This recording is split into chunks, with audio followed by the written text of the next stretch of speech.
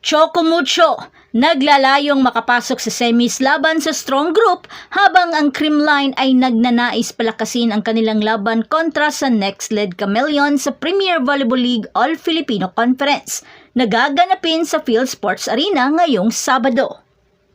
Ang Flying Titans at ang PLDT High Speed Hitters ay nangunguna sa ngayon na may 7 panalo at 1 talong record, ngunit kailangan pa nila ng 2 panalo pa upang masiguro ang kanilang mga pwesto sa post-elimination.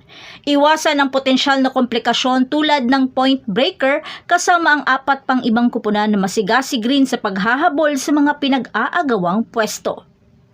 Ang Creamline, Petrogas at Cheritigo ay magkakatabla sa ikatlong pwesto na may 6 na panalo at 2 talong record. Habang ang Signal sa kabila ng pagkatalo sa Cheritigo noong nakaraang Huwebes ay nananatili sa laban na may 5 panalo at 3 talong marka. Ang Akari na may 4 na panalo at 5 talong record at ang next led naman ay may 3 panalo at 5 talong record ay may matematikal na pagkakataon pa rin. Ngunit kailangan nilang manalo sa lahat ng natitirang mga laro at umaasa sa hindi paborableng resulta para sa Creamline, Cheritigo at Petrogas upang makalikha ng mga pagkakataon sa playoff.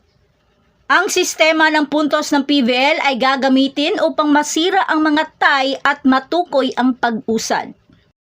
Inaasahang ilalabas ng Choco Mucho ang kanilang mga alas na pinangungunahan ni Sisi Rondina, Isa Molde at Madi Madayag.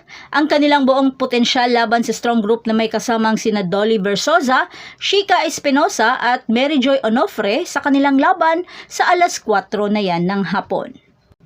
Katulad din ng Creamline na pinangungunahan ni Tots Carlos at Gemma Galanza ay makikipagtagisan rin sa next led Chameleon sa alas 6 ng gabi.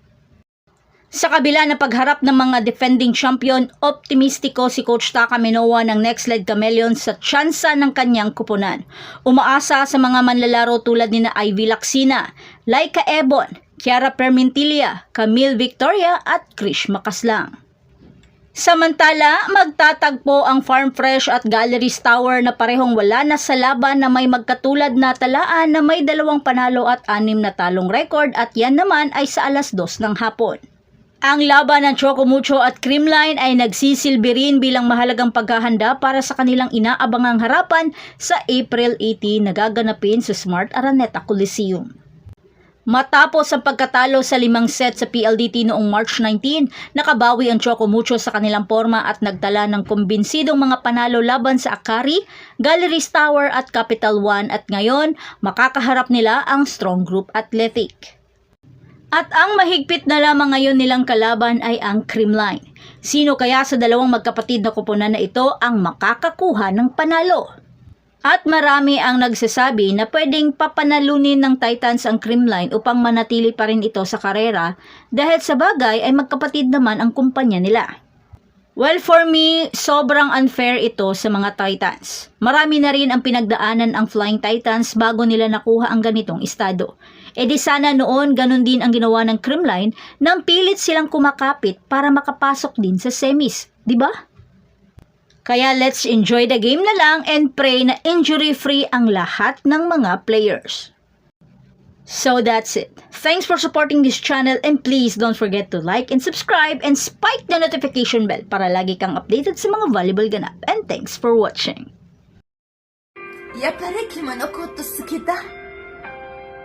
この先、未来がどうなるかなんて。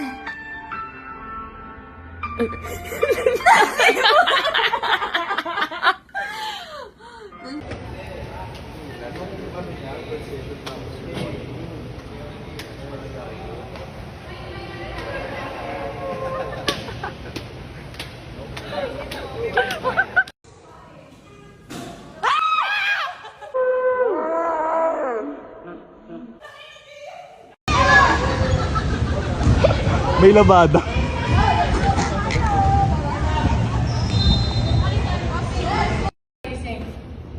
No, that's not true.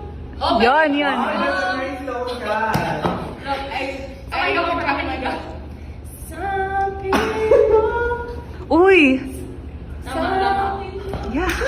Again. Some, open your mouth. Some, pag nagsising ka ng bawal. Okay. Tapos pag galing dito. Use your diaphragm. Okay. Some people. It's better. It's getting better. I mean, sound like Alicia Keys. It's like engaging your core. Diba you said engaging your core? Pero use your She's a diaphragm. nasal singer. I am? Yeah. Wow!